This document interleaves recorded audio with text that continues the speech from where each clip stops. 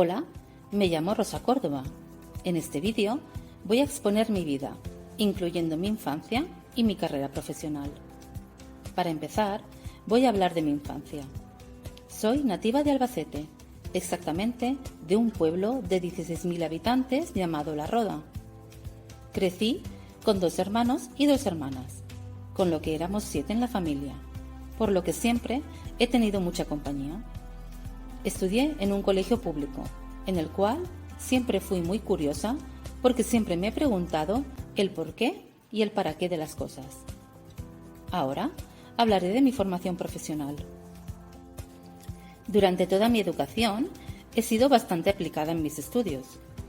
Primero, completé la educación primaria y secundaria. Seguidamente, me gradué en bachillerato y después entré a estudiar en la universidad. Además, estuve en una universidad de Holanda 1 año, experiencia que no me agradó demasiado, debido a muchos factores, como estar separada de mi familia y no tener un círculo de amigos al principio. Por último, hablaré de mis actividades favoritas. Me encantaba jugar al baloncesto. De hecho, llegué a competir regionalmente, donde logré ganar algún trofeo.